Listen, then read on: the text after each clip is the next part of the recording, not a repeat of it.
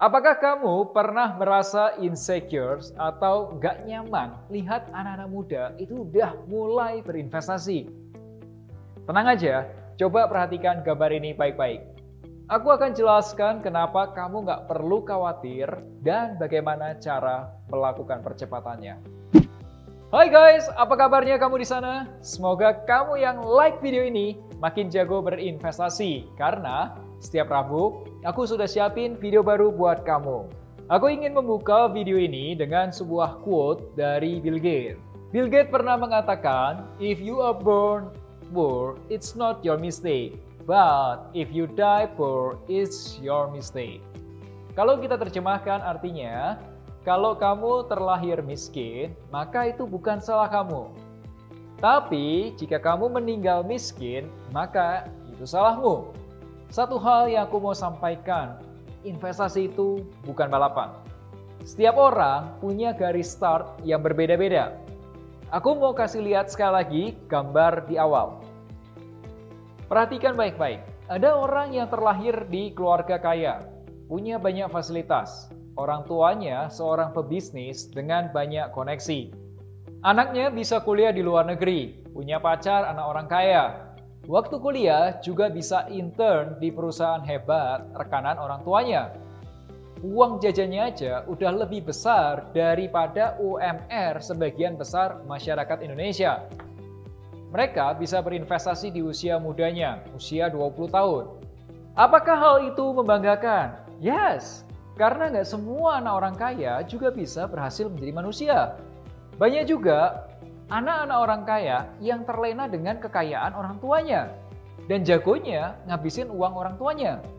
Di sisi lain, ada juga orang-orang yang terlahir dari keluarga sederhana atau keluarga kelas menengah Indonesia. Orang tuanya harus bekerja keras untuk menyekolahkan anaknya. Bahkan, orang-orang tersebut lebih mementingkan pendidikan anaknya dibanding masa pensiun mereka sendiri.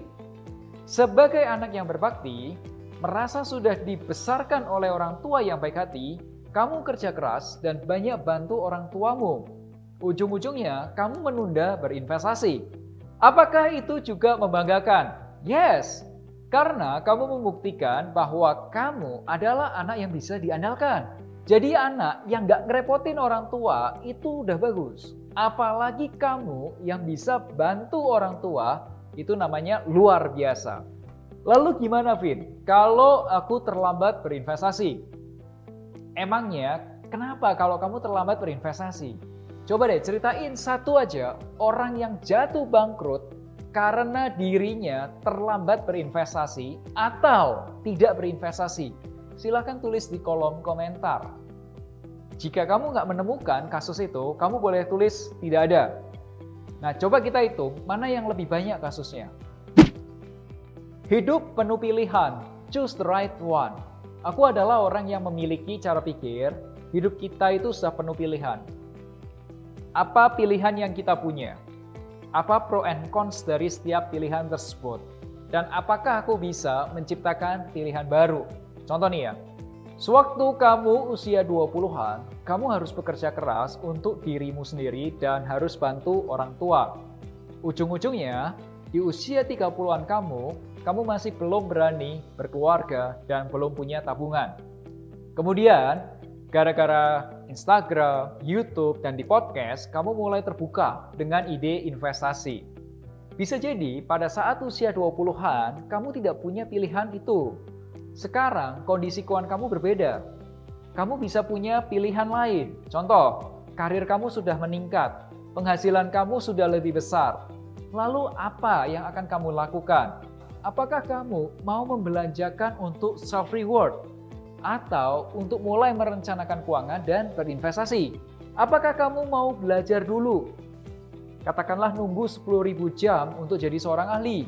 Atau menggunakan jasa profesional. Itu semua pilihan yang kamu punya. Di Finansialku, kami juga banyak membantu klien yang usia 35 tahun atau 40-an tahun atau bahkan 5 tahun lagi mau pensiun dan mereka baru tahu berinvestasi. It's okay, kita tidak menghakimi mana yang benar atau salah. Perencana keuangan di Finansialku itu fokus dengan satu hal, bantu kamu dan klien-klien finansialku untuk bisa wujudin tujuan keuangan melalui literasi keuangan, perencanaan keuangan, dan investasi. Hidup itu pilihan. Kamu yang ambil pilihan, kamu yang bisa ciptakan pilihan baru. Dan setiap pilihan yang kamu ambil pasti akan ada konsekuensinya. Seperti kata Bill Gates, jika kamu terlahir miskin, maka itu bukan salahmu. Karena itu bukan pilihan kamu. Kamu tidak memilih lahir di mana. Tapi jika kamu meninggal miskin, maka itu salahmu. Karena selama hidup, semua itu pilihan yang kamu ambil dan pilihan yang kamu ciptakan. Sekali lagi, if you are born poor, it's not your mistake. But if you die poor, it's your mistake. Oke guys, semoga diskusi kita hari ini bisa bermanfaat. Melek Finansialku Rabu depan akan bicara investasi 10.000. Itu tuh ada gunanya nggak sih? Supaya kamu update, silahkan subscribe YouTube channel finansialku.com dan nyalakan notifikasinya.